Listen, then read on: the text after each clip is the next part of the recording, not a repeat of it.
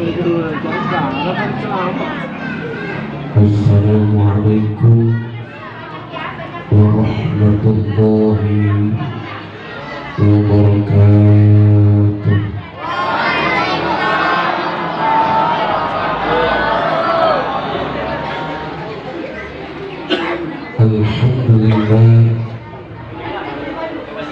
Alhamdulillahilladzi anzala ala abdihil kitaba wa lam yaj'al lahu iwaja qayyiman liyunzira ba'san shadidan min ladunhu wa yubashshiral mu'minin ويبشر المؤمنين الذين يعملون الصالحات أن لهم أجرا حسنا ماكثين فيه أبدا وينذر الذين قالوا اتخذ الله ولدا. أشهد أن لا إله إلا الله وأشهد أن محمدا رسول الله.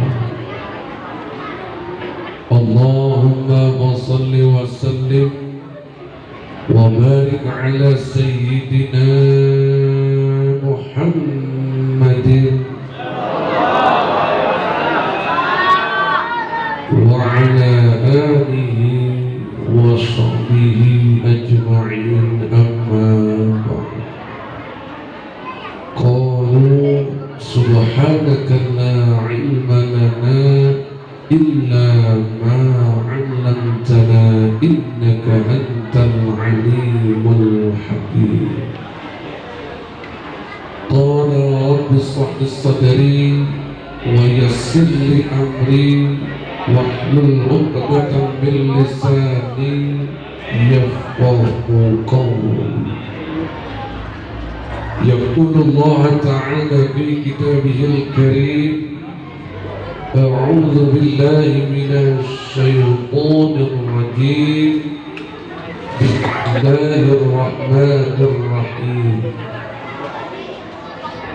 قل إن كنتم تحبون الله فاتبعوني يحببكم الله ويغفر لكم ذنوبكم والله غفور رحيم. لقد كان لكم في رسول الله أسوة حسنة لمن كان يرجو الله واليوم الآخر وذكر الله كثيرا.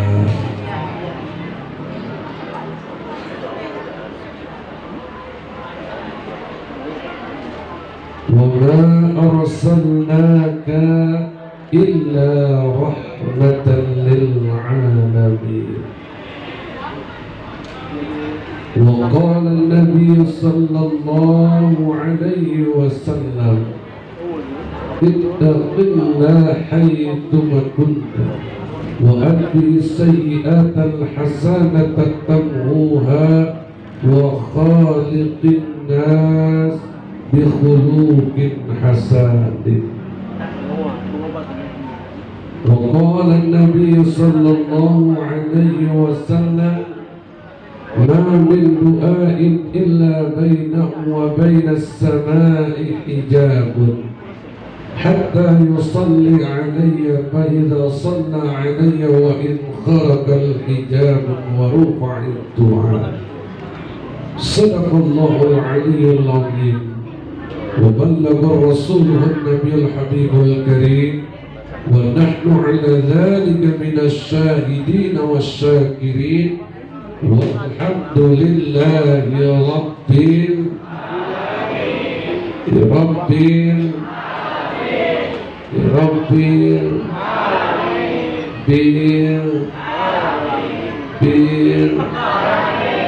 Yang belakang yang main handphone di Robbil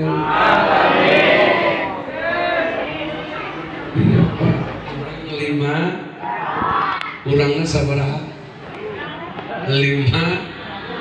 Mudah-mudahan pulang dari sini dah lunas tuh 5. Mudah-mudahan dia mau ngebodornya ulah ditanggapi disiapkan wae qabul hajati amin ya robbal ya rabbil hadratil muqarrabin segenap para alim ulama, para tokoh-tokoh agama, tokoh-tokoh masyarakat, para sesepuh yang hadir pada hari ini. MC-nya mana tadi? MC-nya kemana? Saya mau minta nama-namanya. Tadi saya udah minta, dia lupa kayaknya itu. Ya udah, tanpa saya sebutkan namanya satu persatu, mudah-mudahan tidak mengurangi rasa takjim saya, takrim saya, mahabbah saya kepada seluruh para alim ulama, para tokoh-tokoh agama kita. Mudah-mudahan beliau dipanjangkan umurnya, disehatkan badannya, diampuni segala dosanya, dan diberkahi umurnya oleh Allah Subhanahu wa Ta'ala dalam taat ibadah kepada Allah Subhanahu wa Ta'ala, serta seluruh jamaah masjid At-Taqwa. Mudah-mudahan jamaahnya Allah jadikan jamaah yang beriman dan bertakwa kepada Allah Subhanahu wa Ta'ala. Allah jadikan orang-orang yang mulia dengan akhlakul karimahnya. Allah lapangkan rezekinya, Allah mudahkan segala urusannya. Allah jadikan anak-anaknya anak yang soleh dan soleha, menjadi orang-orang yang beriman dan bertakwa kepada Allah Subhanahu wa Ta'ala. Amin ya Allah ya Rabbal. Cek cek, enak gak Pak dengarnya? Terlalu sakit gak ke telinga? Hah? Pas pas pas ya tim hadrah.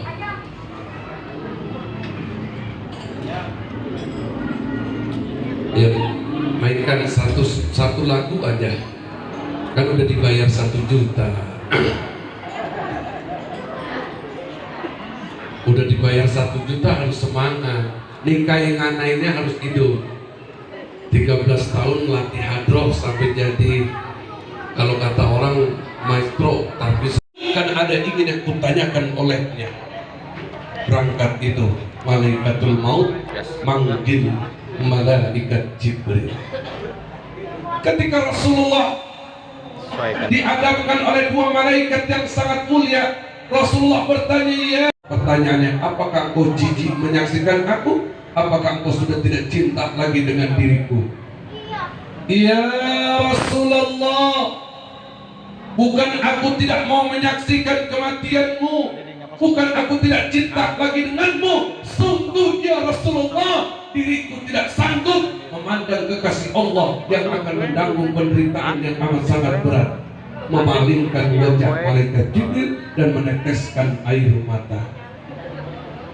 Lalu malaikatul maut bertanya, ya Rasulullah, sudah siapkah dirimu untuk aku cabut nyawamu?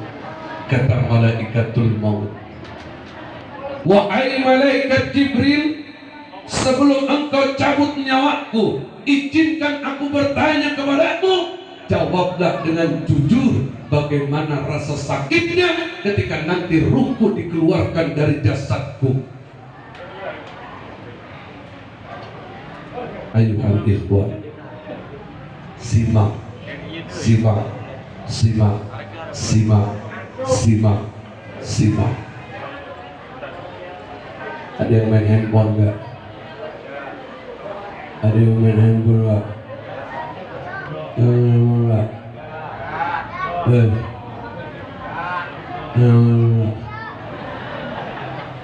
Jangan main handphone, fokus. Fokus. Adik-adik diam ya. Apa kata malaikatul maut? Ya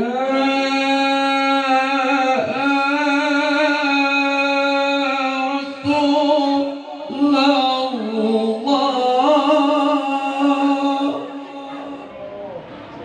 Ya Rasulullah, andai saja penyakit-penyakit yang ada di dunia dikumpulkan menjadi satu ya Rasulullah, demi Allah masih lebih sakit lagi ya Rasulullah. Kalau seandainya penyakit yang ada di dunia, penyakit-penyakit yang ada di dunia dikumpulkan menjadi satu demi Allah ya Rasulullah, masih lebih sakit lagi ya Rasulullah. Pak,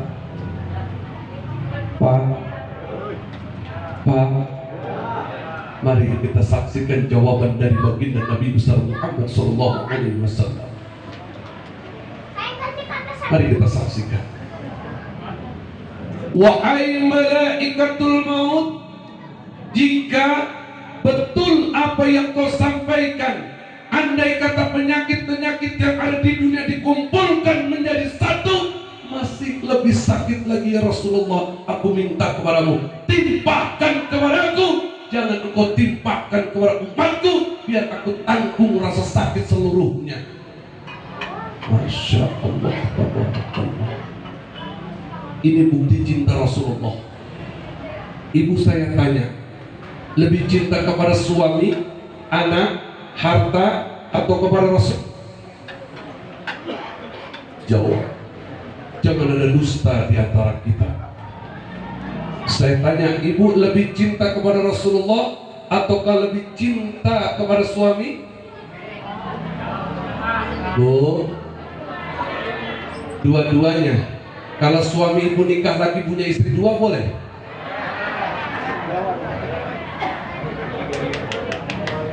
Ya, suami ibu mau. Saya tanya sama bapak, Pak, lebih cinta kepada istri, anak, harta, ataukah kepada Rasulullah? Jawab yang kenceng. Jawab yang kenceng. Sallu ala Muhammad. Mohon maaf, cintamu gak ada yang diakui. Kamu bilang pilih suami, ternyata suamimu tidak mencintaimu, tapi lebih mencintai Rasulullah sallallahu alaihi wasallam. Apa kata Rasulullah? Siapa orang yang mencintai aku melebihi daripada ibu bapaknya, melebihi daripada istri dan anaknya, melebihi daripada harta bendanya, bahkan melebihi daripada dunia beserta istrinya, maka demi Allah dia akan bersamaku di dalam surga berkat cintanya. Bu, lebih cinta sama siapa? Lebih cinta sama siapa? Rasul kelihatan palsu. Ini lampu panas banget ini, sampai kopios, sampai keringetan. Ayo tisu tuh.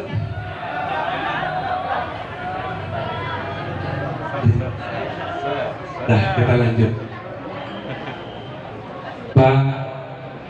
Pak, andai Bapak selama ini berkorban berjuang buat ibu dan anak,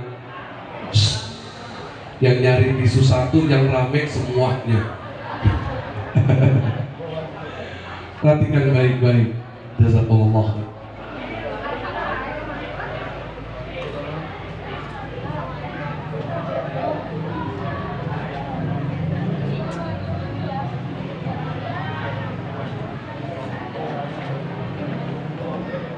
Daun pisang iya mah nanas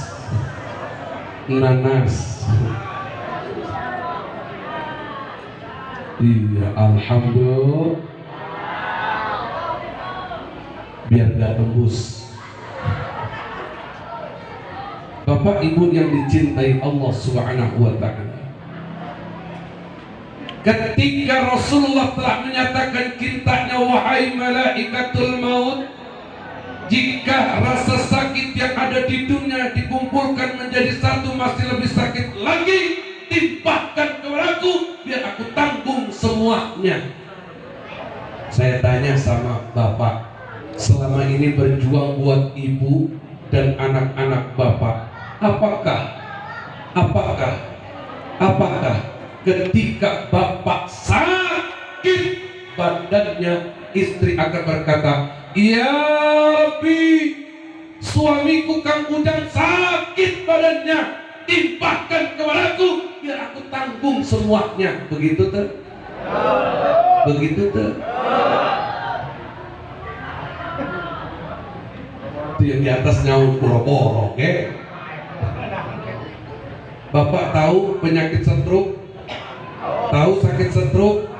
Bapak sakit stroke, mohon maaf, duduk di bangku, posisi bapak udah begini. Maaf ya, maaf banget. Iler sepanjang hari. Apakah istri bapak akan berkata, apakah Cik Oda akan berkata, "Ya Rabbi"?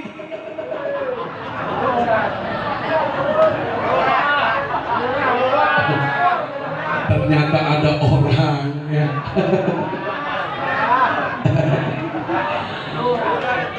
Bukades lagi, waduh. Apakah Cik Oda akan berkata, "Ya Rabbi, suamiku sakit stroke, tangannya sudah ketekuk, liurnya sudah turun dari mulutnya, timpahkan kepadaku biar aku tanggung semua penderitaan suamiku." Begitu?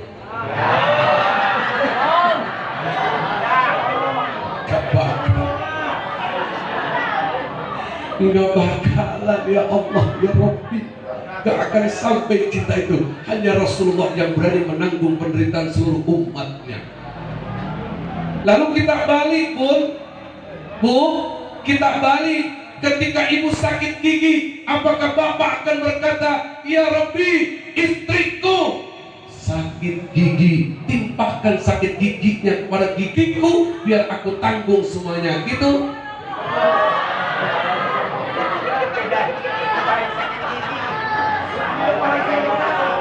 Tuh lihat, nggak terima. Hati-hati dengan perempuan, dunia bisa pecah kalau perempuan sudah berbicara. Bu, begitu nggak? Begitu nggak? Begitu nggak? Begitu nggak? Palsu berarti bapak. Jadi hanya Rasulullah yang betul cintanya, yang tulus kasih sayangnya, bahkan cintanya sudah dibuktikan sampai akhir hayatnya. Apakah cinta kita sama seperti Rasulullah? Apakah sama cinta kita seperti Rasulullah mencintai kita? Hari ini harus kita buktikan. Lihat Bapak, lihat Bapak, ketika malaikatul maut siap ingin mencabut nyawa Rasulullah Sallallahu Alaihi Wasallam, terbaringlah Rasulullah, dicabut. Lihat Pak, bunyi krotok. Fatimah Zahra semua menangis, orang semua berburu nangis, bunyi krotok. Malaikat Jibril memalingkan wajahnya, tidak sanggup memandang wajah Rasulullah. Krotok. Ketika sampai napas itu di dada, Rasulullah memanggil, "Ya Ali, ya Ali." Datang itu Sayyidina Ali menghampiri mulut daripada Rasulullah Sallallahu Alaihi Wasallam. "Ada apa ya Rasulullah?" "Ya Ali, sampaikan kepada umatku." Cek.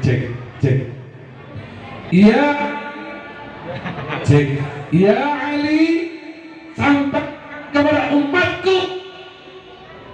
Ini kalau terusan begini saya tutup ceramahnya. Dari tahu dari tak. Cek. Semoga tidak di awal.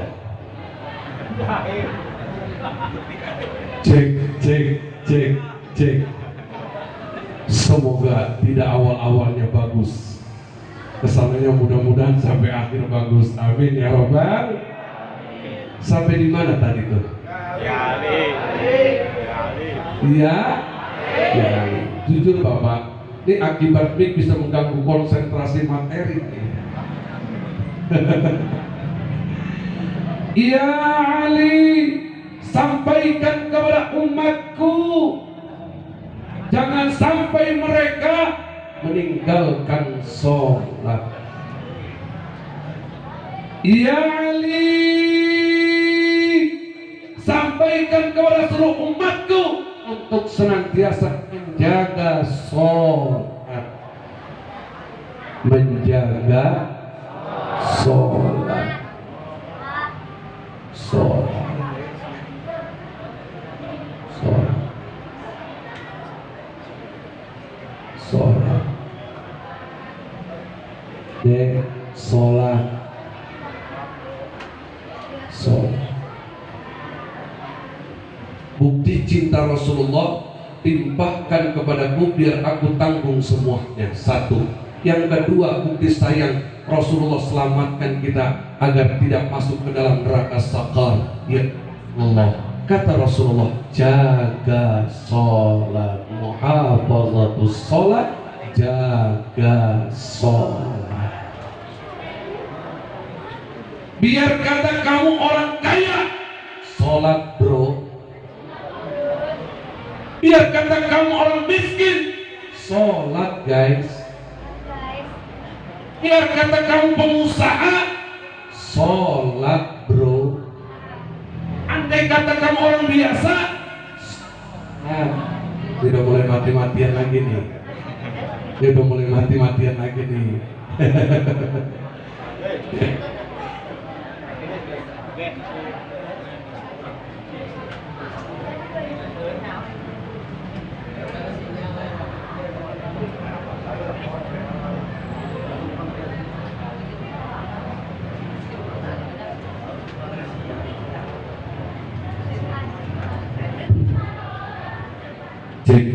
Cek, sinyalnya kejauhan kali ya. Emang betul, ini bukan mic Syahrini. Kalau micnya Syahrini, mohon. Tenang, ini ujian buat penceramah. Pengen tahu, kata orang sini, pengen tahu penceramahnya ngambek enggak? Karena ada bapak sahabat saya ceramah mic mati, ganti lagi, mati, ganti lagi, putus-putusan, turun langsung pulang ngambek. Apa katanya? Panitia gak menghargai saya katanya. Tampil bertiga dengan saya nggak sebutin orangnya, karena kalau saya sebut ibu pasti kenal. Karena beliau penceramah TV, penceramah yang ada di TV, ngambek pula. Saya bilang nggak belajar dari sejarahnya Nabi Yunus alaihis. Wah, ngambek.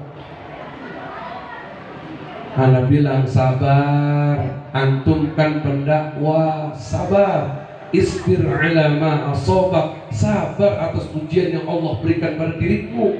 Apa jawabannya? Enggak, ana masih banyak acara lagi.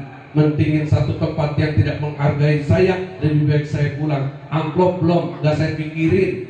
Ternyata udah dikantongin. Bayangin bu, ceramah enggak sampai 25 menit, bawa pulang 8 juta rupiah. Kata panitia amsyong. Untung saya bukan penceramah TV, walaupun dulu sering tampil di TV. Kata guru saya, rapi saya riyadhah di Kiai Siraj Bunar. Kata beliau, berhenti main di dunia entertain, fokuslah ngaji. Selesai riyadhah, saya berhenti main di dunia entertain, saya lepaskan semua manajemen, saya lepaskan semua asisten, cukup berasiskankan Allah beserta para malaikat-malaikatnya. Jadi alhamdulillah ceramah kemanapun saya nggak pernah mikirin amplop.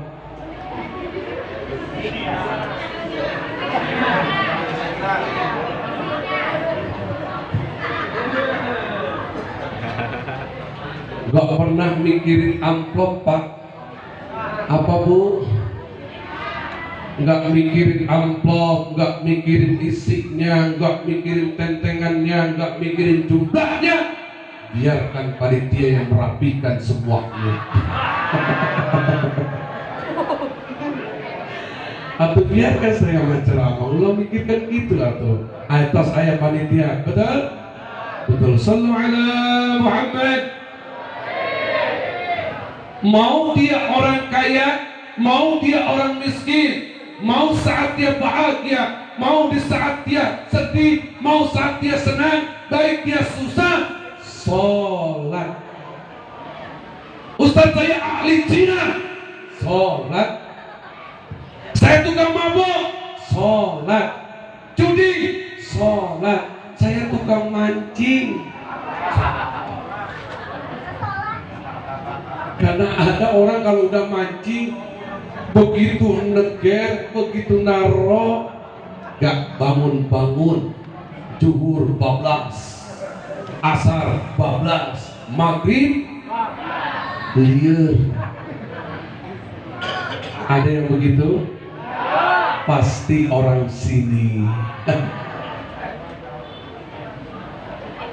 Pak, saya mau tanya. Ada anak ujian, dikasih soal ujian, tapi dikasih kunci jawaban, lulus gak? Lulus gak? Bukan tes, lulus gak? Lulus. Ini soalnya, ini kunci jawabannya, lulus. Kalau sampai dia tidak lulus, yang belakang bilang ngoblok.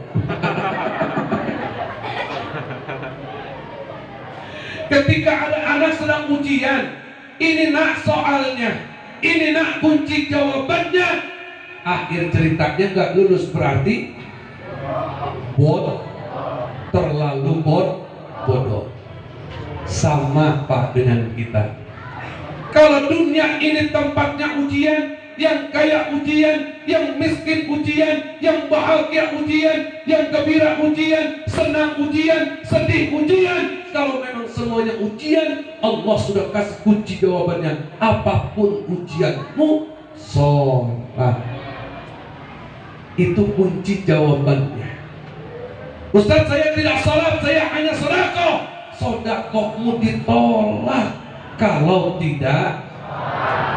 Saya cukup mengabdi pada suami saya, ditolak kalau enggak sholat. Ustaz, saya orang miskin, tapi saya cinta sama ibu bapak saya, tetap sholat. Saya kan orang kaya, tetap sholat. Apapun jawabannya, apapun ujiannya, jawabannya adalah sholat. Ini bukti sayang kita kepada Rasulullah. Ini bukti sayangnya Rasulullah kepada kita. Lantas bagaimana Ustaz untuk membuktikan rasa cinta kita, sayang kita kepada Rasulullah Sallallahu Alaihi Wasallam?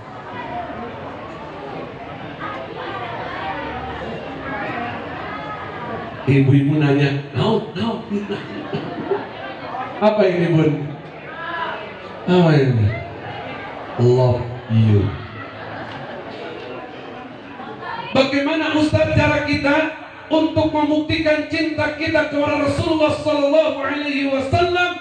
Satu, kata Allah, Bismillahirrahmanirrahim.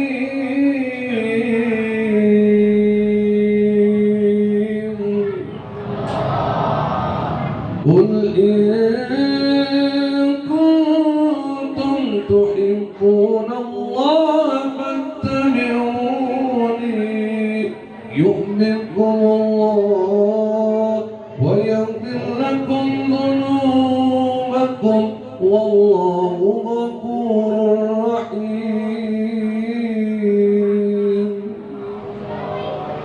Dulu tahun 2000, tahun 98 sampai tahun 2003 saya masih terjun di dunia MTQ sebagai qori, ambil tilawah. Begitu lepas saya langsung naik ke musabaqah syarhil Quran. Begitu jadi pensyarah, tilawahnya hilang. Kata kiai saya, Ustaz Sofyan, dah jangan jadi tilawah lagi, pindah ke Syarhil Quran karena membutuhkan pensyarahnya. Pindah akhirnya saya dari tilawah pindah ke Syarhil Quran. Makanya ngelihat beliau ngaji ingat masa-masa itu. Dulu saya seangkatan dengan Syekh Qodar. Terus angkatan saya sama-sama pentas di Istiqlal. Dulu. Sekarang udah melempem bah suaranya. Udah gak kayak dulu.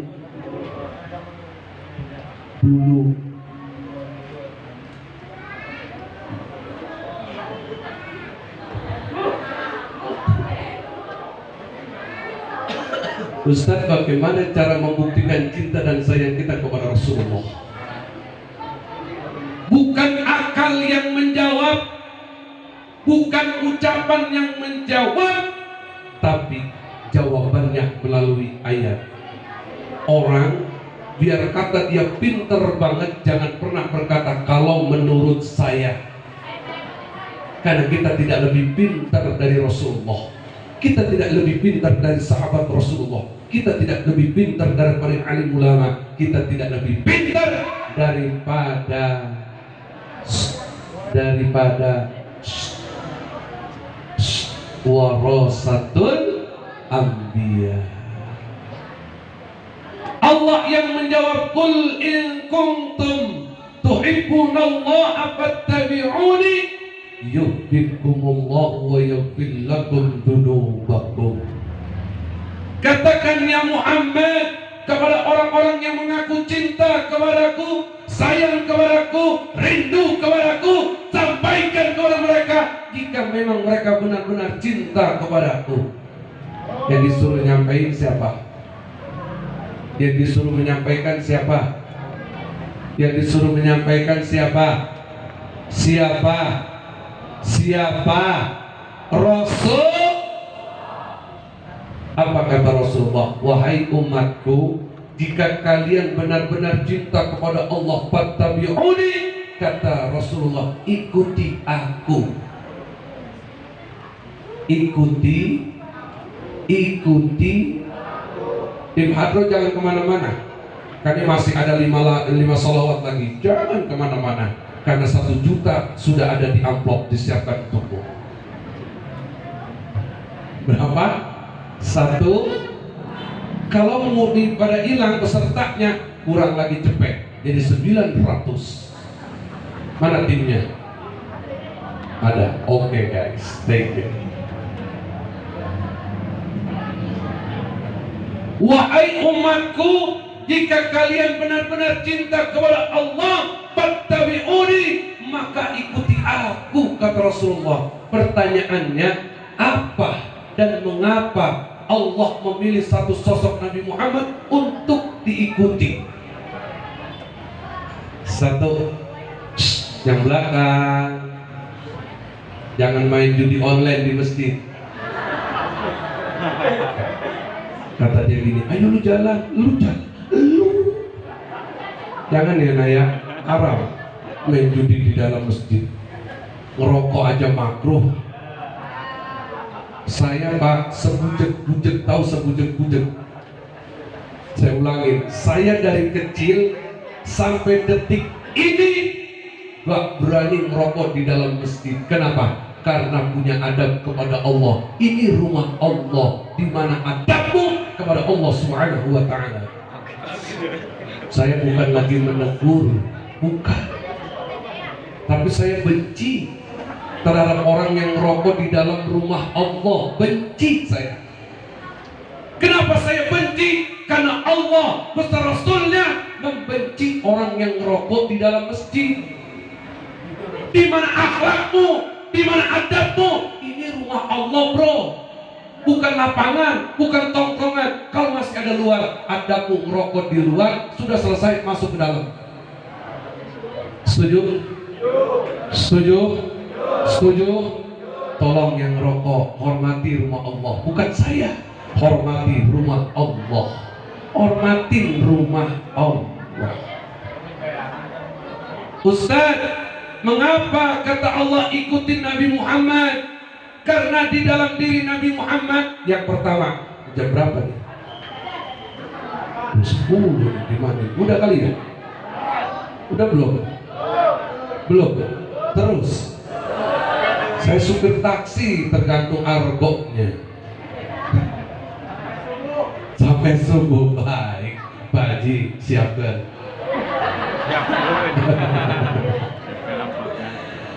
Yang pertama, Rasulullah sallallahu alaihi wasallam kata Allah, laqad kana lakum fi Rasulillahi uswatun hasanah. Contoh suri teladan buat kita semua selaku umatnya. Apa ya Ustaz yang bisa dicontoh dari Nabi Muhammad? Satu, contohlah keimanan dan ketakwaan Nabi Muhammad sallallahu alaihi wasallam. Nabi Muhammad adalah nabi yang jujur. Ketika beliau menjadi seorang khalifah, tidak pernah mendustakan rakyatnya, tidak pernah berbohong kepada rakyatnya, tidak pernah mengumbar janji terhadap rakyatnya. Tapi beda dengan pemimpin saat ini.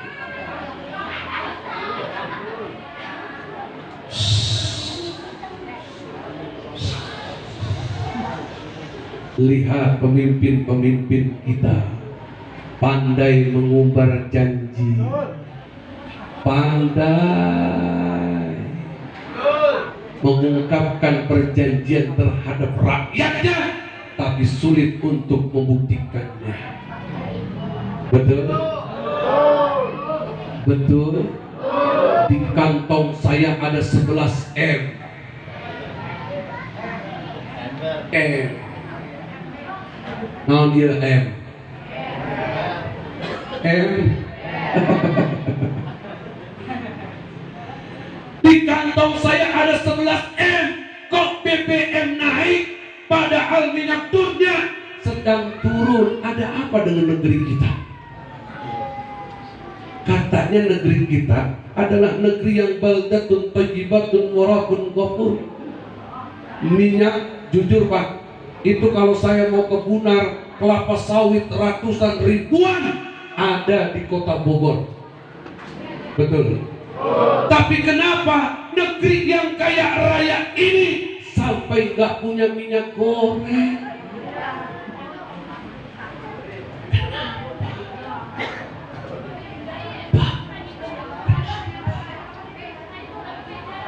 Kenapa? Kenapa? Kenapa sampai negeri ini nggak punya minyak goreng? Bohong Ustaz. Kalau negeri kita ini miskin, bohong. Kalau negeri kita ini bangkrut, bohong. Kalau negeri kita sampai kekurangan minyak, itu bohong. Kenapa? Karena pemimpinnya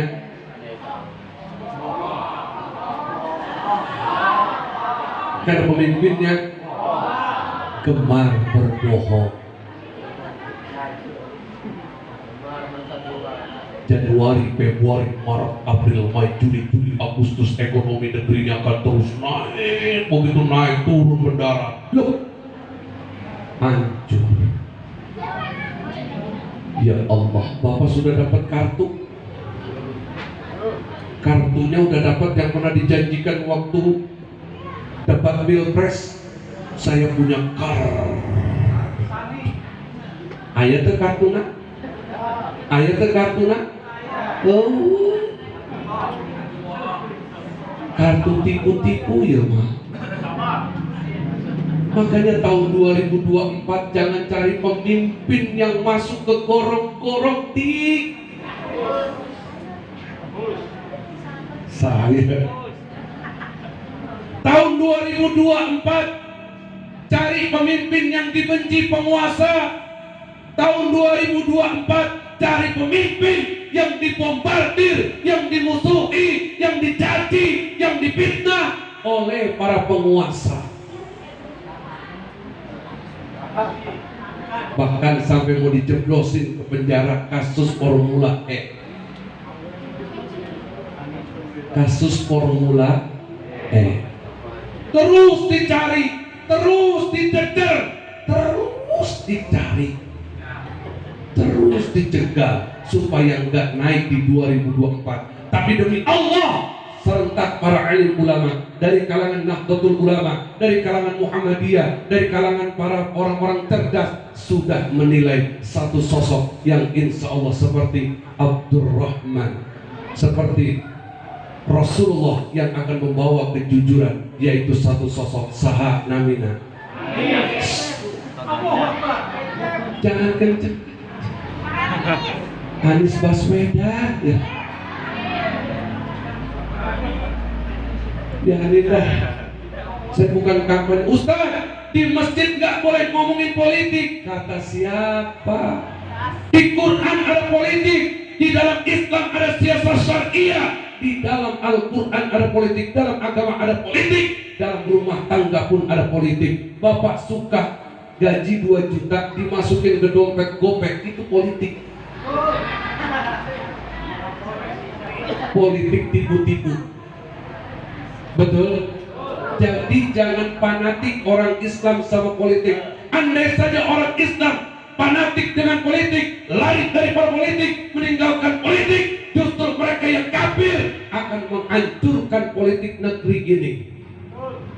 Makanya kalau ada Pak orang kampung kita masih nyalonin sebagai legislatif, coblos, pilih. Tapi ingat, kalau dia sudah berawal dari uang, akan mendidik kita pada kejahatan dan korupsi. Jangan ambil uangnya, tapi sampaikan saya tidak butuh uangmu, tapi saya butuh kejujuran dalam kepemimpinanmu. Sallu ala Muhammad. Apa yang pertama Nabi Muhammad ketika menjadi khalifah, beliau sangat jujur dalam kepemimpinannya, sangat amanah, bahkan terpercaya dalam memegang amanah. Apa gelarnya? Sidik, amanah, tabligh, qatanah. Pak, salah satu dari 4 ada yang namanya cerdas. Seorang pemimpin harus cerdas. Gubernur rasa presiden diakui di tingkat dunia. Kenapa? Karena luar biasa prestasinya. 5 tahun tidak pernah mendustakan rakyatnya. Sallu ala Muhammad. Maka yang pertama, ikuti keimanan dan ketakwaan Nabi Muhammad SAW dalam hal apa? Dalam hal keimanan dan ketakwaan, yaitu menjalankan perintah dalam menjalankan amal soleh, sholat. Pak pernah bilang gini nggak? Kenapa ini orang nggak mau sholat, belum dapat hidayah? Kenapa ini orang nggak mau ngaji, belum dapat hidayah? Ada nggak orang bilang gitu? Itu jawaban benar nggak? Benar nggak? Bohong. Kalau ada anak muda di sini yang disuruh sholat bilangnya saya belum dapat hidayah, disuruh ngaji dia nggak mau, katanya belum dapat hidayah, bohong.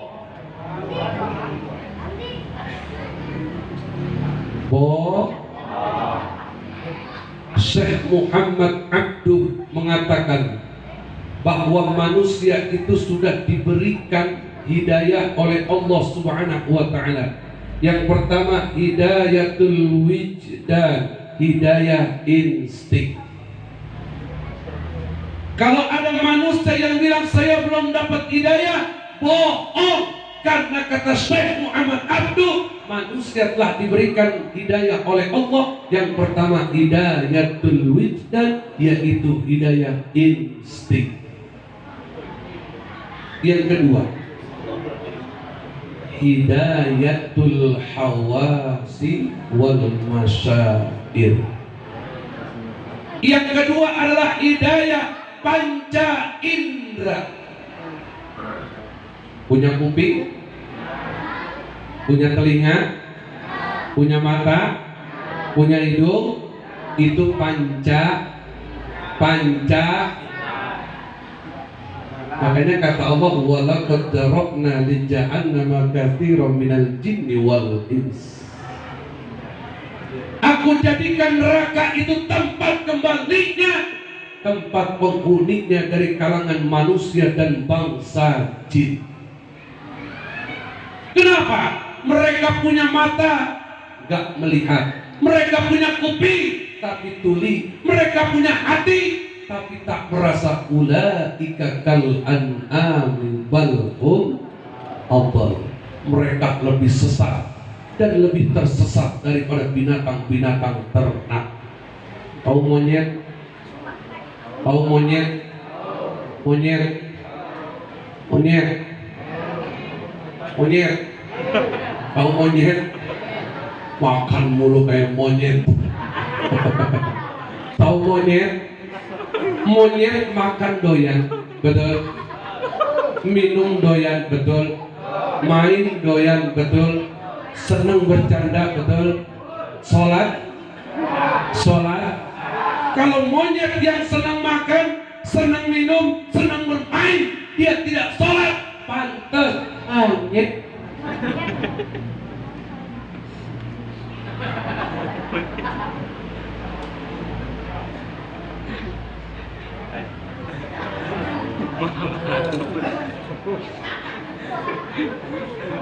Pantes monyet. Tapi kalau ada manusia punya telinga, punya mata, punya hati, sampai gak sholat, sungguh dia lebih tersesat daripada monyet yang diternak. Tahu babi? Tahu babi? Babi tahu? Babi? Babi? Tahu?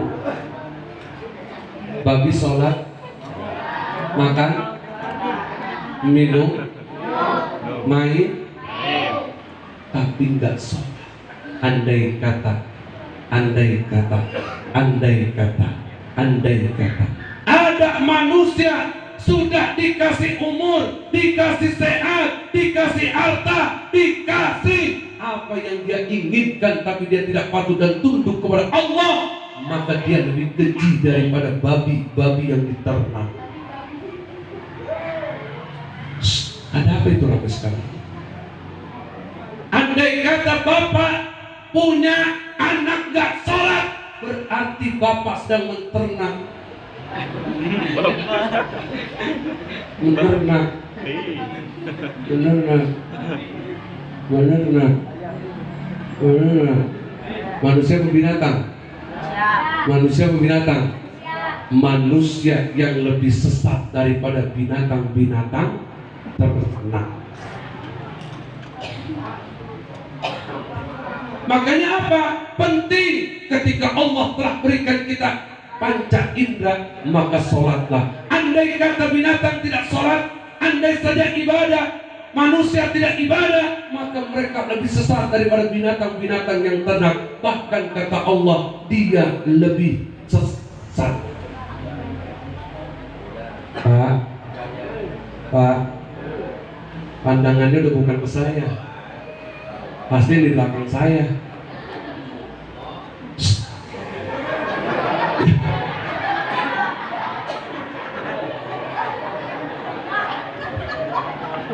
Sama mama nak, ih kumahin mau budak letih.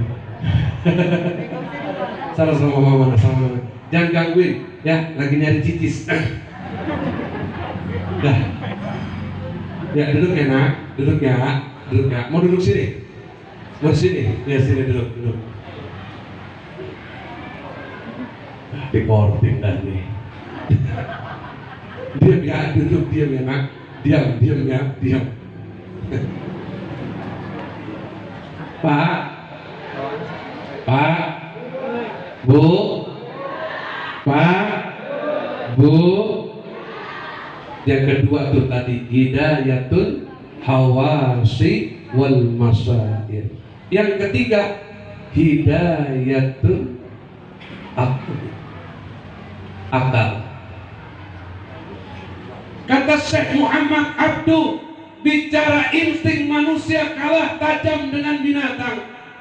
Bicara panca indera, manusia kalah dengan binatang. Bicara akal, manusia kalah tajam dengan binatang. Tapi tetap saja manusia merasa angkuh dan sombong dengan kelebihan-kelebihannya. Ustaz, saya manusia lebih baik daripada binatang. Ayo kita buktikan. Kata Syekh Muhammad Abduh, lampu ini mati, bisakah kita keluar tanpa meraba-raba? Bapak rumahnya mati lampu, ya, tanpa cahaya bisa berjalan, tapi masih saja sombong. Lihat putih di tengah kegelapan, dia masih bisa berlari dan berjalan di tengah kegelapan. Berarti hebatan mana kita sebut? Uji insting lagi. Ini masih insting. Seekor lalat yang menjijikan mampu menerkam makanan yang ada formalinnya dan makanan yang tidak ada formalinnya. Sedangkan manusia ketika membeli daging tidak mampu menerka mana daging yang ada formalinnya, mana daging yang tidak ada formalinnya. Seekor lalat yang menjijikan tahu yang ada formalin dan tidak ada formalinnya. Bagusan lalat atau kita? Cerdasan lalat atau kita? Tapi manusia masih saja angkuh dan sombong dengan gayanya. Tiga. Seekor singa ketika memburu buruannya, ingin menerkam buruannya, begitu kencang larinya, saking kencangnya dia mendapatkan hasil tangkapannya. Tapi apa hebatnya? Sekencang apapun dia lari, tidak pernah kesandung, tidak pernah jatuh. Lihat manusia jalan, padahal siang ada batu masih saja kesandung. Tapi manusia tetap saja angkuh dan sombong dengan gayanya. Padahal instingnya kalah tajam dengan binatang. Padahal panca inderanya kalah dengan tajam dengan seekor binatang. Lantas yang membuat kita menjadi menang apa? Nih, lihat. Kata Syekh Muhammad Abduh, ketika insting manusia kalah, ketika panca inderanya kalah, akalnya kalah. Kata Syekh Muhammad Abduh, dalam urusan ini binatang pasti kalah. Hidayatuddin, Allah berikan manusia menjadi mulia, yaitu dengan hidayah agama. Agama, babi punya agama, monyet punya agama, anjing punya agama, anjing. Maka saya tanya, agama itu apa, Pak? Agama apa? Agama apa? Kalau yang bilang agama kepercayaan salah. Buka kitab hadis Jibril. Apa itu agama? Agama itu adalah sebuah ajaran, tatanan, tuntunan yang mengajarkan kita untuk memahami tentang perkara hukum-hukum dalam syariat agama kita. Apa agamanya? Islam. Berarti Islam itu agama, ajaran, tatanan, tuntunan yang mengajarkan tentang perkara hukum sah dan tidak sahnya ibadah. Kita ngaji ya, Pak? Kita ngaji ya? Kita ngaji. Saya tanya, rukun Islam ada berapa? Ada berapa? Yang wajib ada berapa? Yang wajib ada berapa? Rukun Islam ada? Rukun Islam ada? Yang wajib ayat sabaraha? Ada? Ada yang jawab 5, ada yang jawab 4. Kata ulama, rukun Islam itu ada 5, tapi yang wajib cuma ada 3. 1, syahadat. 2, sholat. 3, puasa. Zakat sunnah. Orang udah miskin disuruh zakat apa? Jadi kata ulama, zakat itu sunnah, haji sunnah. Yang wajib Tidak. Tidak bisa orang mengatakan saya cukup syahadat tapi dia tidak sholat. Tidak bisa. Ustaz, saya cukup sholat tapi tidak syahadat. Oh, tidak bisa. Ustaz, saya puasa tapi tidak sholat tapi saya syahadat. Ditolak puasamu. Ada ya Pak, orang 1 bulan puasa Ramadan tapi tinggalin sholat 5 waktu. Ada. Hari ini saya sampaikan, siapa orang yang meninggalkan sholat, siapa orang yang mengerjakan puasa tapi meninggalkan sholat, maka tidak sahlah puasanya dan ditolaklah pahala puasanya. Ini yang kata Nabi, puasamu hanya menahan haus dan lapar saja. Awas anak saya, jagain. Nggak ada lagi nyari yang begitu. Cuma satu-satunya. Istri ada, tapi dapetin yang begitu nggak ada lagi. Tolong dijagain.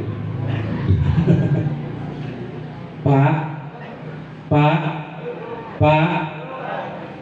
Kalau orang di masjid ini, ada orang Cina, ada orang kafir mau jadi mu'alaf di masjid ini, ingat, jangan paksa. Kata Syekh Nawawi, jangan paksa dia harus menyebut 2 kalimat syahadat. Karena Pak, ada salah satu ustaz di kampungan saya, itu yang maksa orang pengen jadi mu'alaf, memaksa dia harus baca syahadat. Apa dia bilang? Kalau bapak tidak syahadat, maka tidak sah bapak untuk memeluk agama Islam. Jadi syaratnya syahadat. Akhir orang itu nggak jadi masuk Islam karena kebodohan ustadznya. Akhirnya apa? Datanglah ke rumah saya. Ada apa Pak? Ustaz, saya mau tanya. Saya mau masuk Islam, tapi begitu saya mau masuk Islam syaratnya harus syahadat. Saya nggak bisa syahadat, tapi saya dipaksa. Emang nggak ada jalan lain?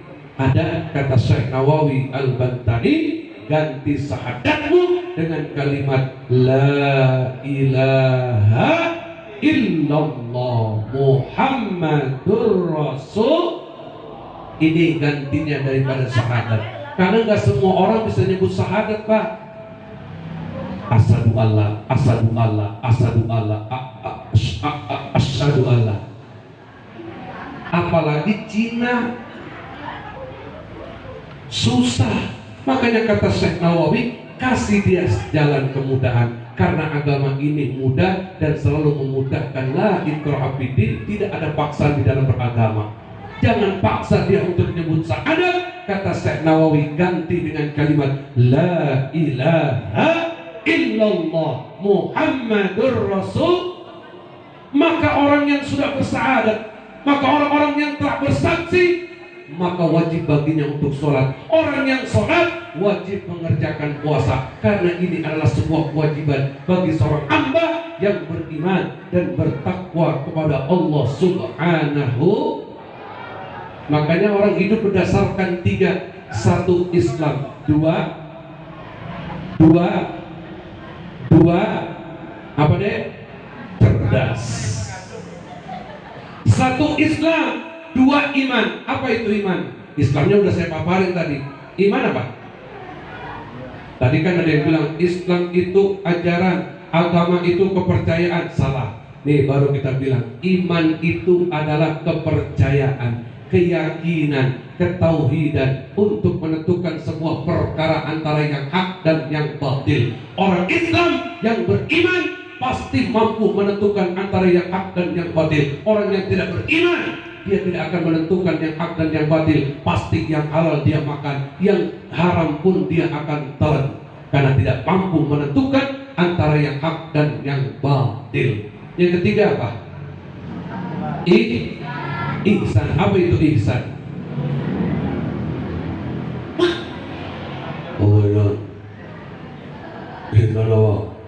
Ihsan itu adalah sebuah kebaikan, kemuliaan, tata kerama, sopan santun, adab, akhlak, tasawuf tuh kata ulama.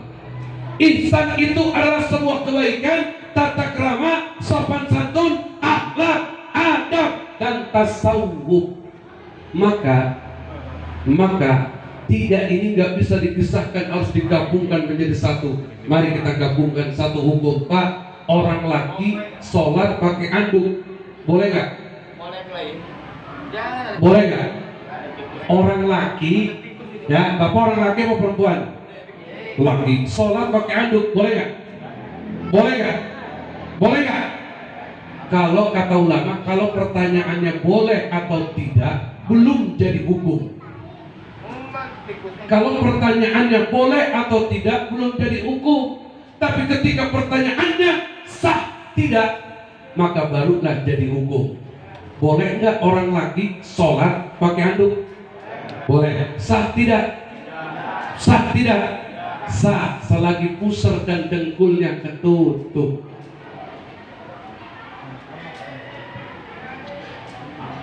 Ayo, ayo. Kecil aja nih, kecil, jangan tinggi-tinggi kelasnya. Balik lagi ke Safinah. Balik lagi ke Safinah. Orang laki sholat pakai anduk selagi pusarnya ketutup, dengkulnya tertutup, sah dia sholat pakai anduk. Tapi kita benturkan ke ihsan. Di mana akhlakmu, di mana adabmu, sholat pakai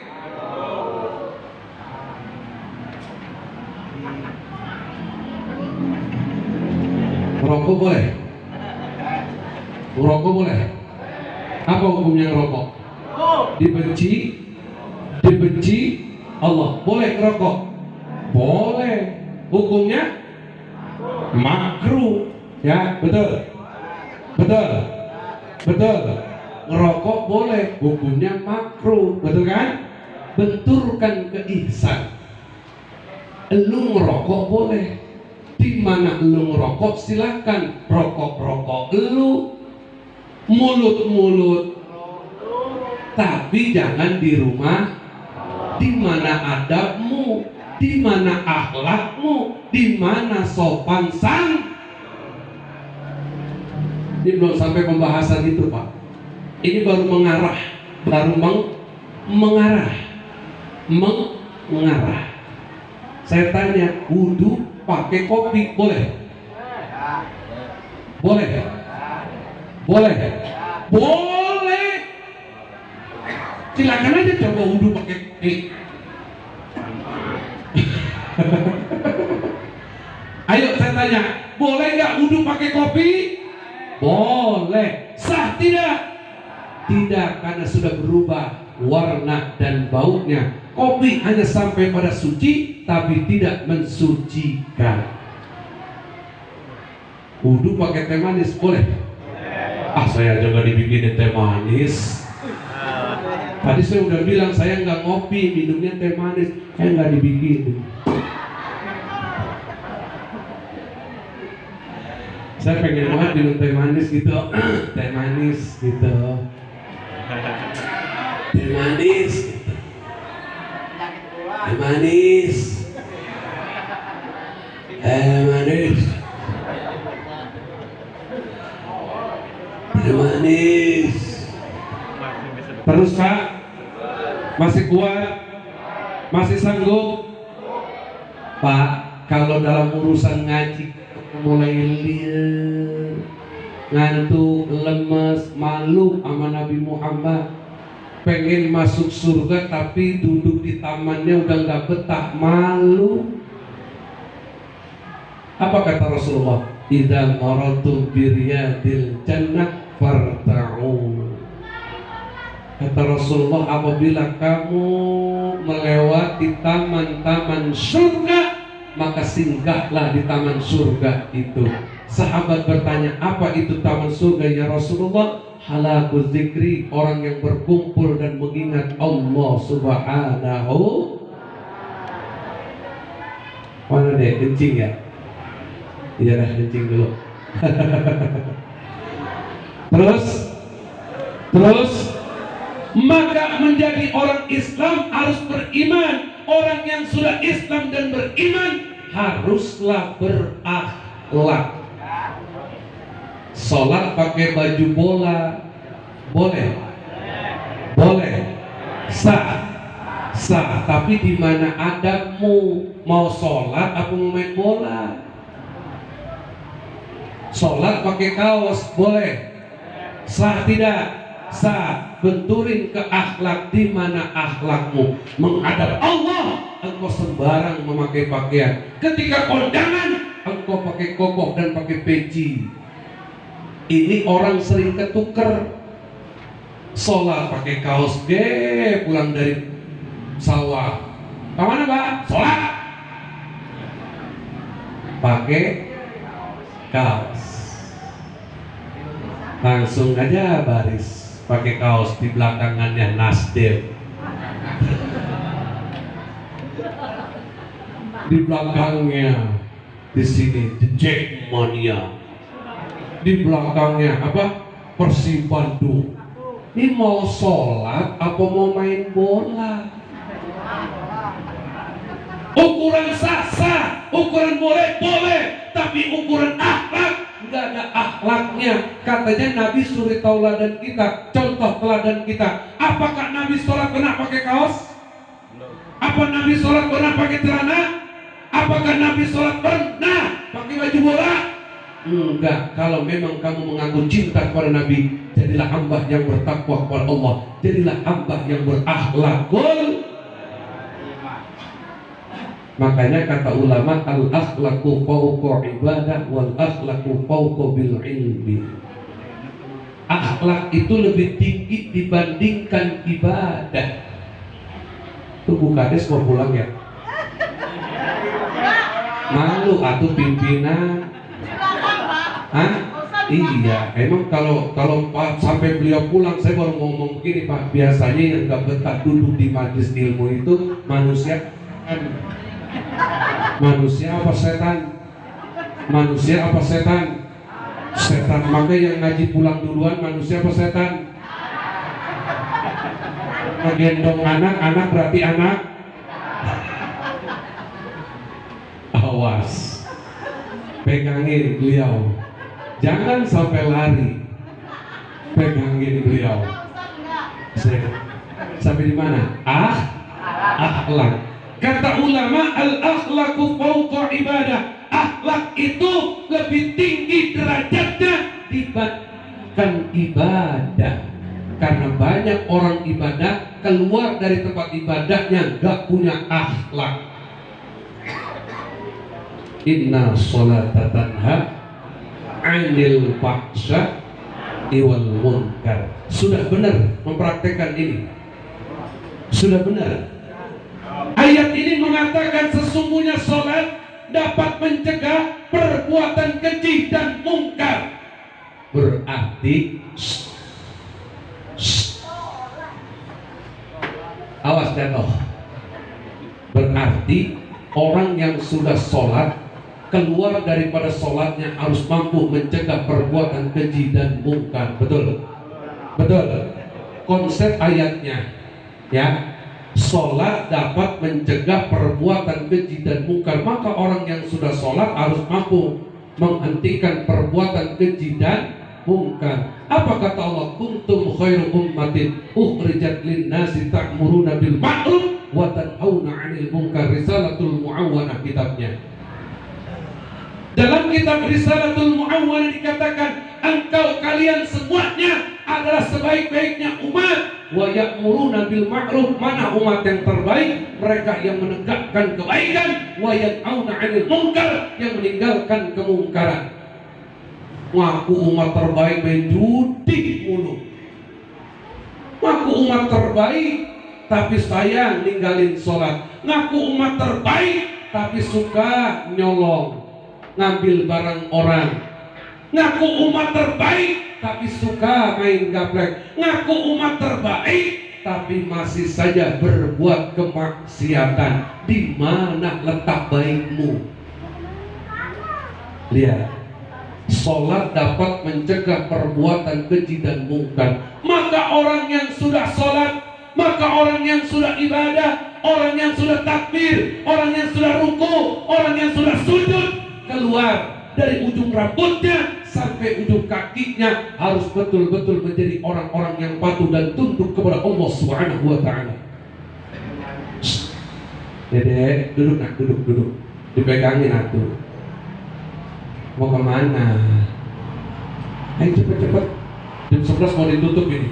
Kita nggak gajian gara-gara kamu. Pak, terus jam 11 selesai ya. Jam 11 perjanjian selesai, setuju? Setuju.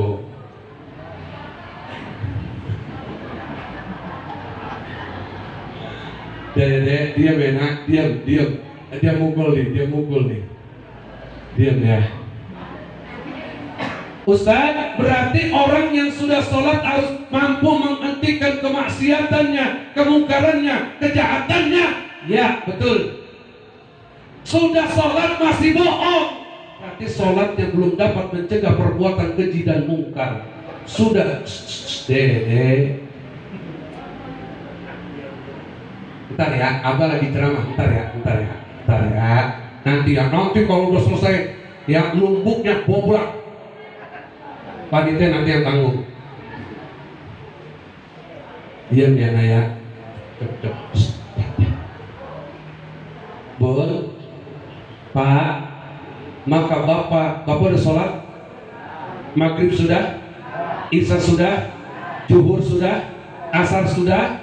Maka keluar daripada sholat ini harus menjadi orang-orang yang mampu wa ya'muruna bil ma'ruf wa tanhauna 'anil munkar. Ustaz, ada orang udah sholat tapi masih angkuh, masih sombong. Oh, berarti sholatnya hanya jasadnya, tidak sampai pada ruhnya. Hati-hati, kata ulama tasawuf dalam kitab Risalatul Busairiyah dikatakan, nanti di akhir zaman banyak orang yang bulu dan kulitnya saja Islam, tapi daging dan tulangnya kafir. Awas, hati-hati di akhir zaman ini, hati-hati. Ada orang yang sholat tapi keluar dari sholatnya merasa angkuh, merasa sombong dengan segala kelebihannya, berarti sholatnya belum menundukkan keangkuhan dan kesombongannya. Makanya kalimat awal Allahu Akbar, satu kata, tazkiyatun nafs. Kalimat ini adalah kalimat pengagungan diri seorang hamba kepada Tuhannya, bahwa Allah Maha Besar. Tapi seringkali kesombongan kita, keangkuhan kita justru malah mengaku lebih besar daripada Allah Subhanahu wa Ta'ala karena faktor kesombongan. Kalimat ini sering rusak, kalimat ini sering hancur karena keangkuhan dan kesombongan kita. Makanya kata ulama, ayu tazkiyatun nafs. Tazkiyatun nafs. Jadi saya napas dulu karena teh manis saya datang. Alhamdulillah. Iya, di situ aja. Bilangin sama panitia rokok milnya belum.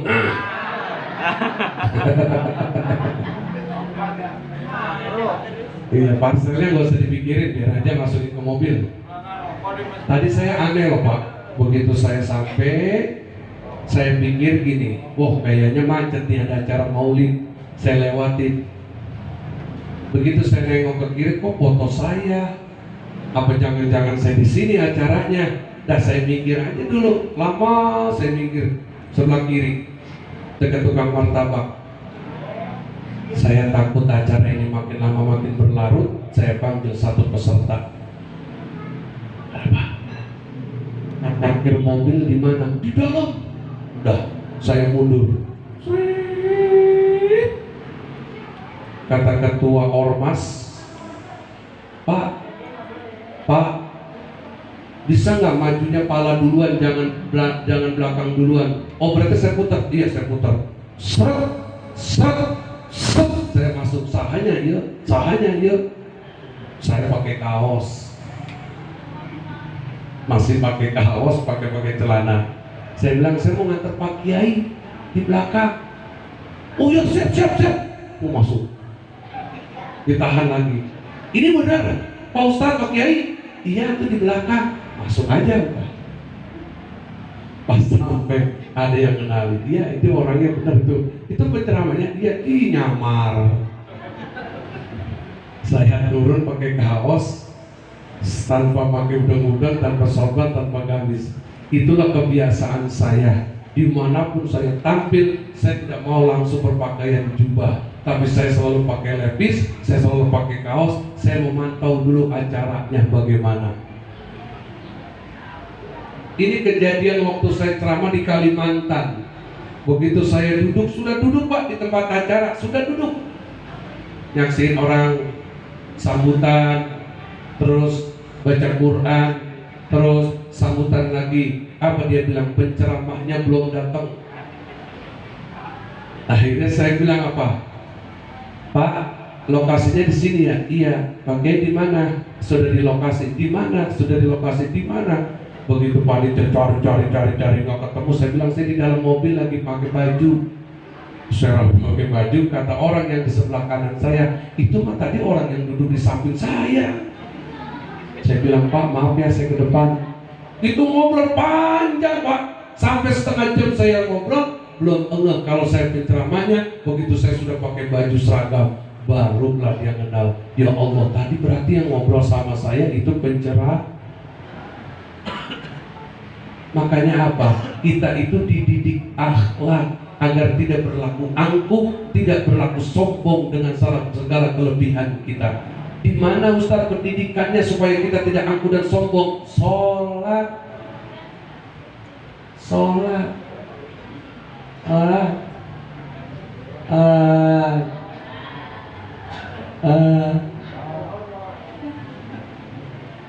Makanya orang yang sudah sholat harus punya akhlak keluar daripada sholatnya. Tidak lagi berbuat dosa, tidak lagi berbuat maksiat, tidak lagi menghadirkan keangkuhan dan kesombongan. Justru yang timbul ketawaduan. Setelah dia rendah diri, harus menjadi orang-orang yang rendah hati. Setuju? Al-akhlaqu fawqa bil ilmi. Akhlak lebih tinggi derajatnya dibandingkan ilmu. Ada orang yang sombong dengan ilmu? Ada orang yang sombong dengan ilmu? Banyak di sini ada pelakunya. Jangan tengok mukanya. Saya ahli kitab. Oh, berarti Yahudi dong.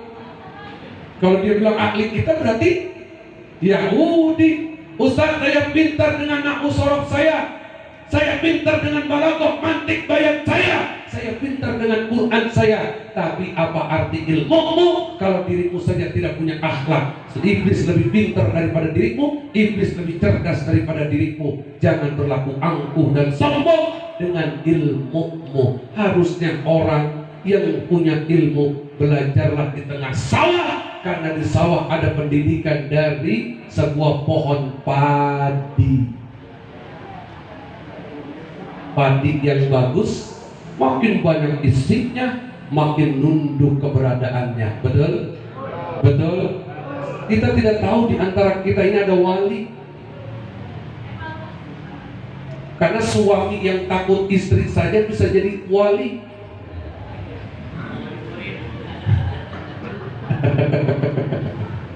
Asli ya Pak, ada seorang wali yang bermula dari rasa takut kepada istri. Punya istri bawelnya minta ampun. Tenang, sabar. Satu ketika beliau hilang kesabarannya, minggat dari rumahnya. Tapi mohon maaf Pak, kabur dari rumah bukan nonton dangdut, ya, bukan ke tempat maksiat. Kabur dari rumahnya, beliau pergi ke sebuah gua, lalu berkholwat di dalam gua itu. Ternyata di dalam gua itu sudah ada dua orang. Bertanya, "Hai Fulan, apa yang kamu lakukan di tempat ini?" "Saya pengen berkholwat di tempat ini, saya ingin berzikir di tempat ini." "Di sini ada peraturannya." "Apa peraturannya?" "Setiap yang pengen berkholwat di tempat ini wajib setiap pagi memohon doa kepada Allah Subhanahu wa Ta'ala." "Siap, saya lakukan." Datang Pak, dua orang ini berbicara, akhirnya membagi tugas. Tugas pertama berdoa di pagi hari saya, lalu yang kedua dia, baru yang ketiga engkau.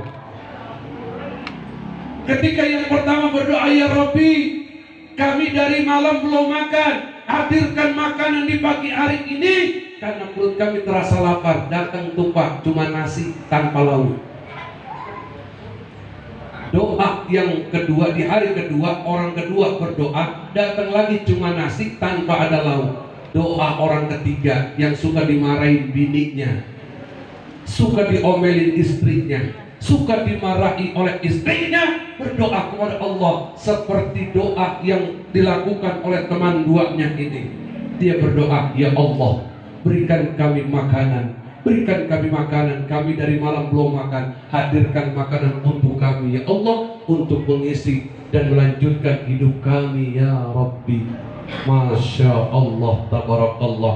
Doanya langsung didengar, doanya langsung diijabah oleh Allah. Yang datang bukan hanya sekedar nasi, tapi nasi dan lauk pauknya berserta air minumnya. Dua orang ini kaget, siapa orang ini?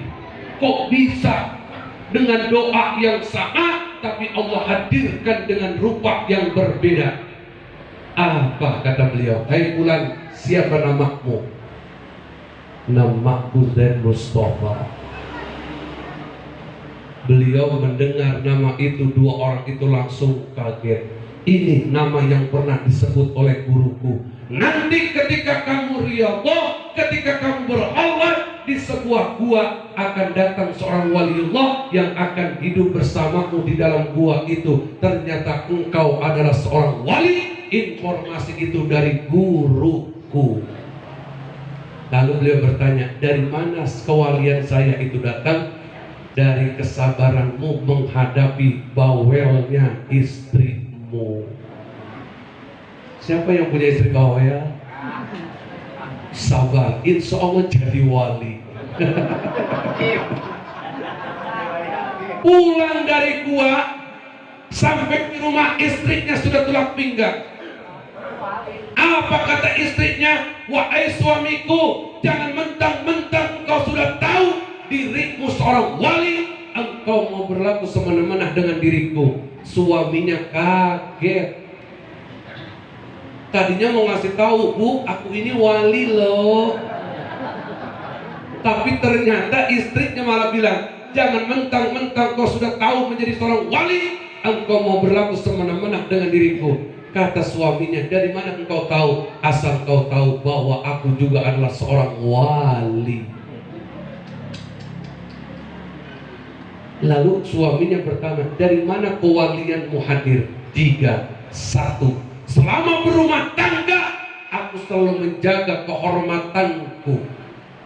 2, selama aku berumah tangga aku selalu menjaga aibmu wahai suamiku.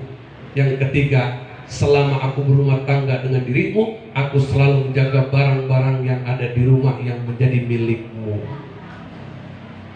Jangan jadi perempuan murahan. Jangan jadi perempuan murahan. Jangan ngomongin lagi. Jangan ngomongin punya suami. Mau kecil atau gede jangan diomongin. Mobil.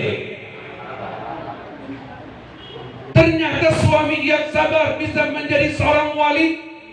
Istri yang mampu menyimpan aib suaminya mampu menjadi seorang wali. Maka di antara kita saya tidak tahu mana di antara kita yang menjadi seorang wali. Ketika dia sabar, ketika dia tenang duduk di majelis ilmu, bisa jadi dia walinya.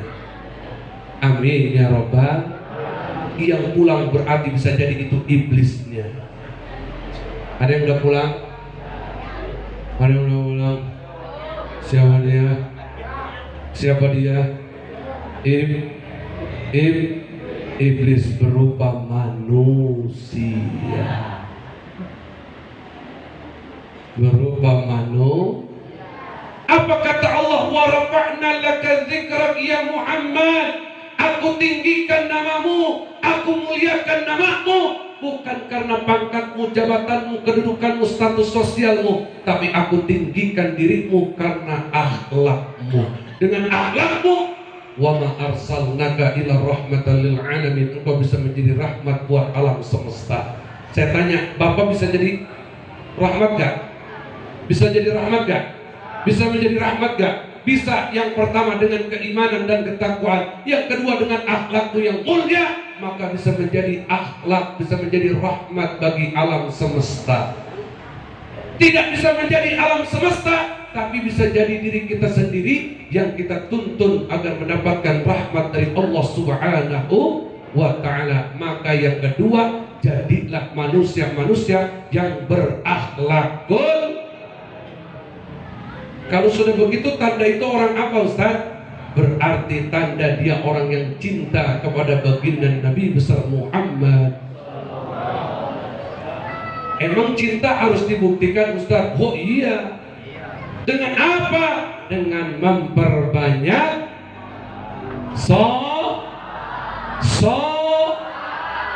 Tadi baca maulidnya apa? Baca maulidnya apa? Adibai. Luar biasa. Adibai, Al-Barjanji, Adiaulami, Situturor. Saya lagi bingung, di kampung ada cara baca maulid gaya orang kota, berarti hebat. Walaupun megang teks semuanya betul. Karena baru ya. Sesuatu yang baru jangan dianggap bid'ah. Orang kalau ngajinya dapet, nggak akan dia bilang bid'ah. Yang bilang bid'ah padahal dia sendiri mukanya Ini maulid bid'ah karena nggak ada di zaman Nabi. Yang muka lu juga nggak ada di zaman Nabi, jadi muka lu juga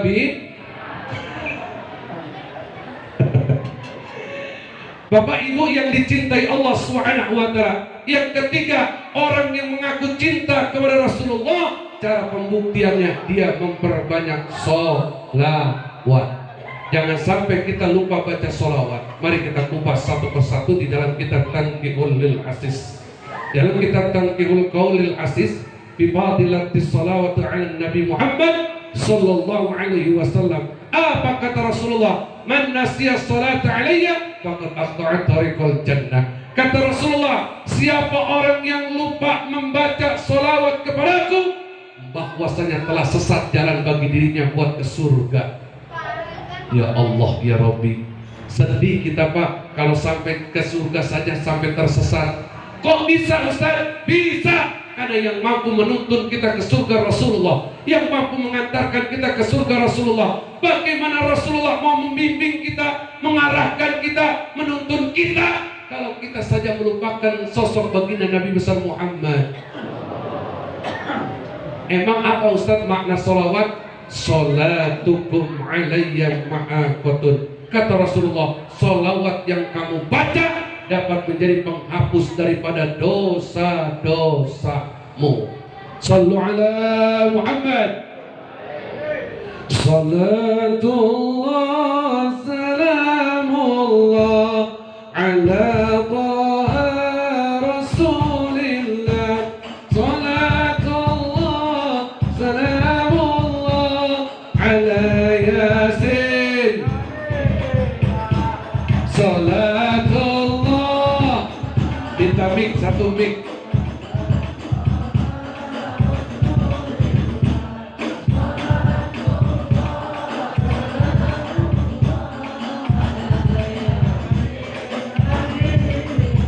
Sungguh beruntung wahai manusia jika bertemu Nabi yang mulia. Wajahnya indah bagai purnama, kata-katanya bagai permata. Salatullah salamullah ala Rasulillah.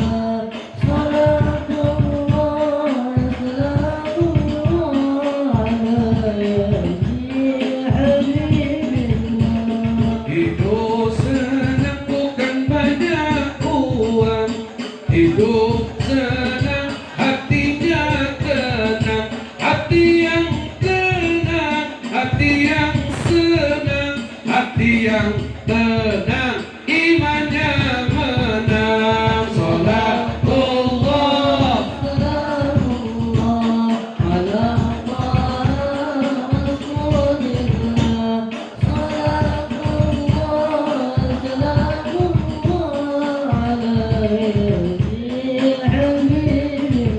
Nabi bersabda pada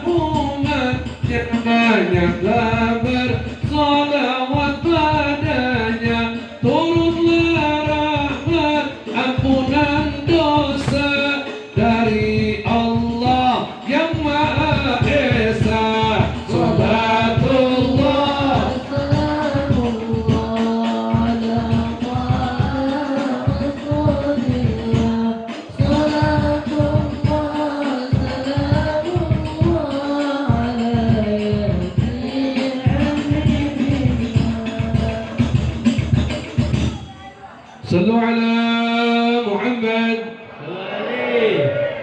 Ini zaman-zaman saya syair ini, zaman-zaman saya dulu kumpul di Nurul Mustafa waktu timnya baru 22 orang. Jadi orang-orang kenal Nurul Mustafa, sekarang saya sudah dari 22 orang jamaahnya. Saya termasuk pemain dan sekaligus backing vokal daripada Nurul Mustafa, punya Al Habib Hasan bin Ja'far Asgab yang ada di Ciganjur.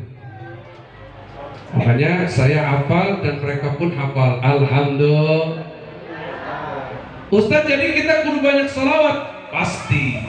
Kenapa? Inna awwalan nasi biyaumil qiyamah aktsaruhum alayya salatan. Kata Rasulullah, sesungguhnya orang yang paling dekat denganku bukan orang kaya, bukan orang miskin, bukan orang yang senang, bukan orang yang bahagia, bukan orang sedih, bukan orang berduka, tapi orang yang dekat denganku pada hari kiamat. Merekalah yang paling banyak baca sholawat.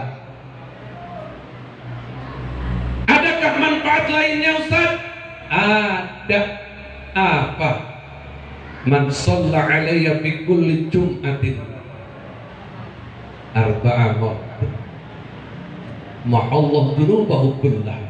Kata Rasulullah, siapa orang yang setiap hari Jumat, siapa orang yang membaca salawat kepadaku tiap hari Jumat 40 kali dia baca salawat kepada Rasulullah, maka ma'allahu dunubahu, Allah akan hapus segala seluruh dosa-dosanya. Berapa kali? Berapa kali? 40. Bagaimana salawatnya?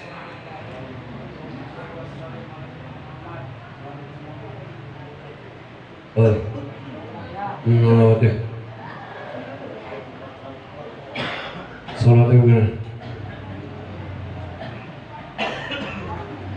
Salawatnya bagaimana? Salawatnya yang bagaimana, Ustaz? Allahumma salli wa sallim ala sayyidina Muhammad abdika wa rasulika bil ummi wa ala alihi wa sahbihi. Sekali lagi, Allahumma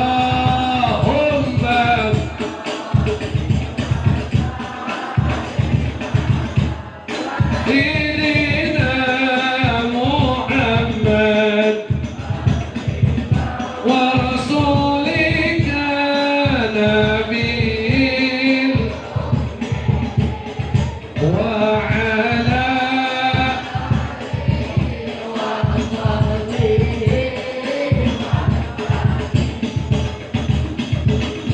sallu ala Muhammad. Di masjid ini kalau hari Jumat dibaca nggak? Yakin.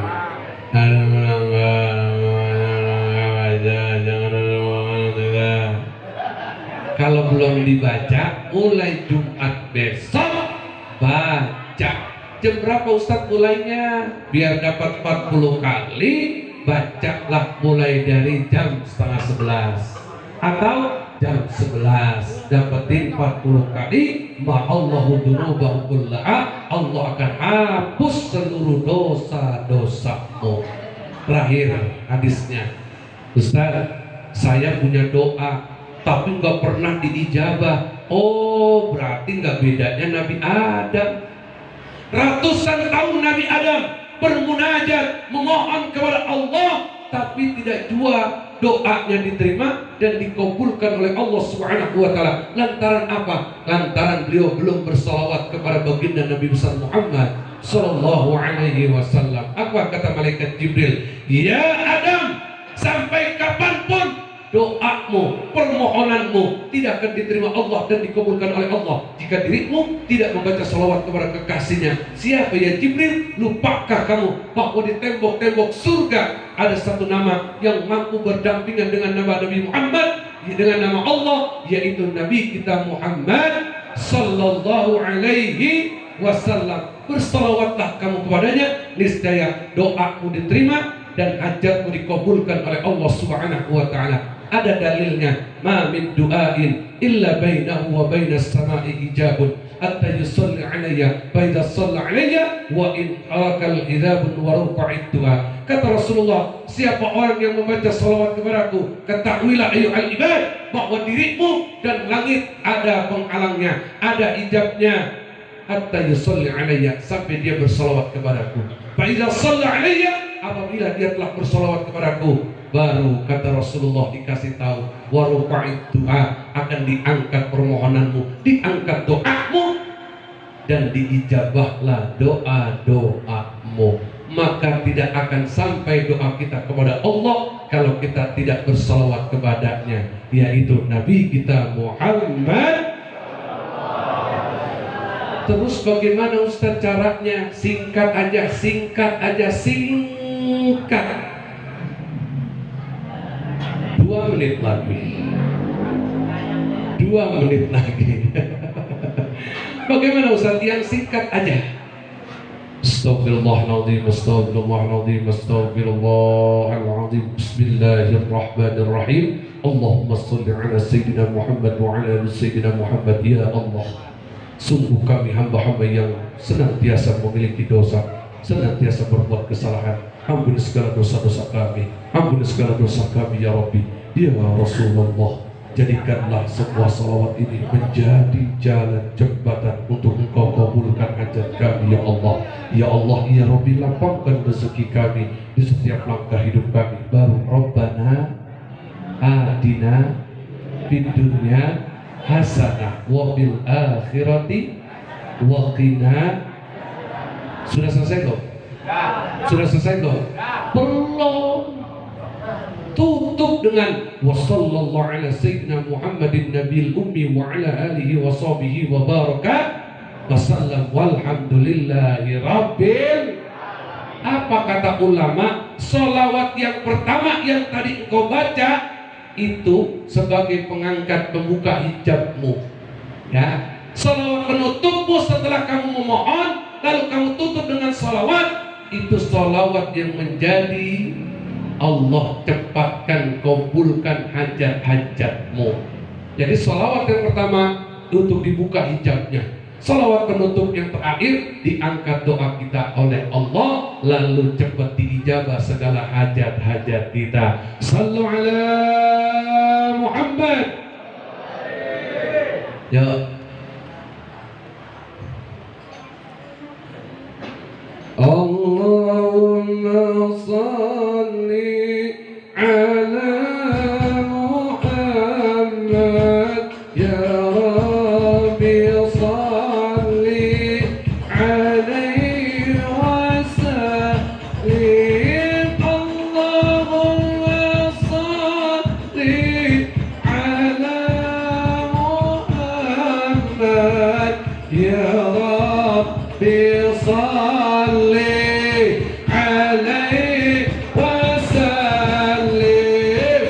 Allahumma salli ala Muhammad ya Rabbi, salli alaihi wasallim. Allahumma salli ala.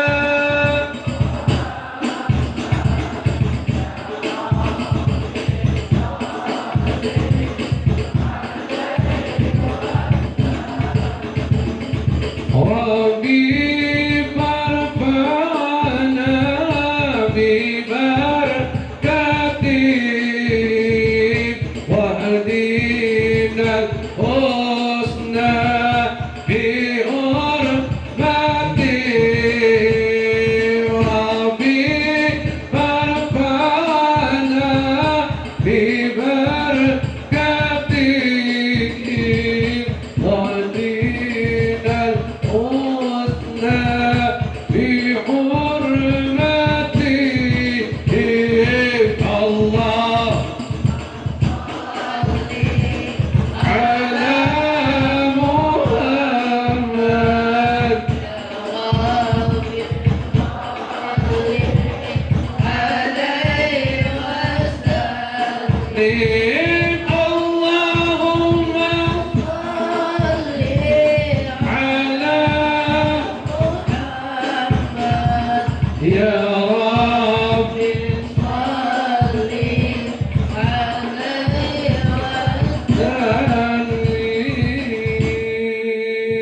Sallu ala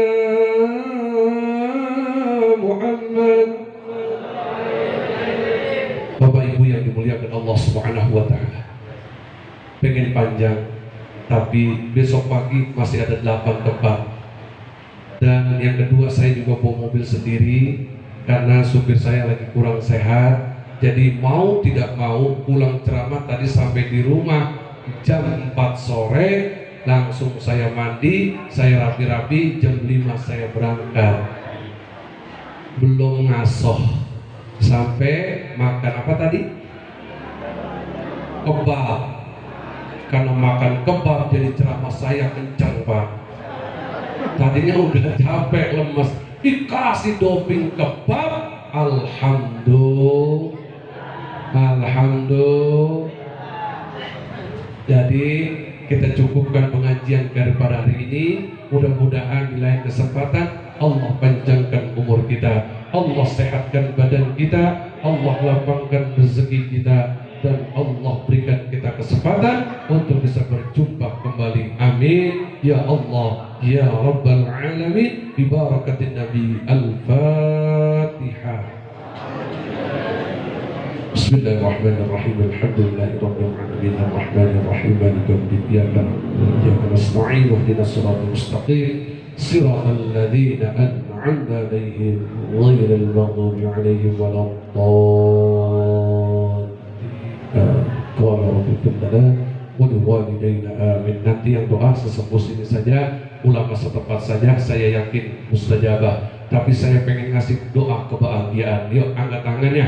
Bismillahirrahmanirrahim. Yang tinggi. Bismillahirrahmanirrahim. Yang tinggi. Dadah. Assalamualaikum warahmatullahi wabarakatuh.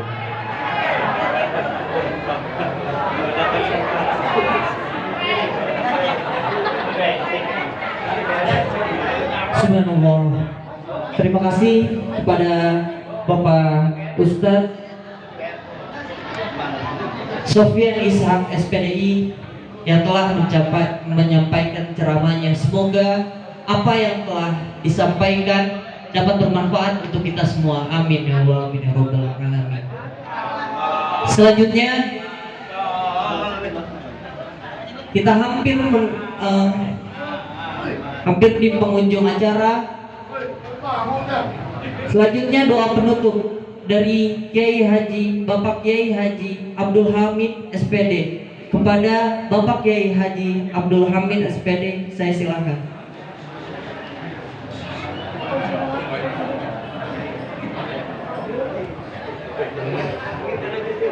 Assalamualaikum warahmatullahi wabarakatuh. Marilah kita tutup acara Maulid dan kita ini dengan penutupan doa. Mudah-mudahan doa kita ini diterima Allah Subhanahu wa taala. Al-Fatihah.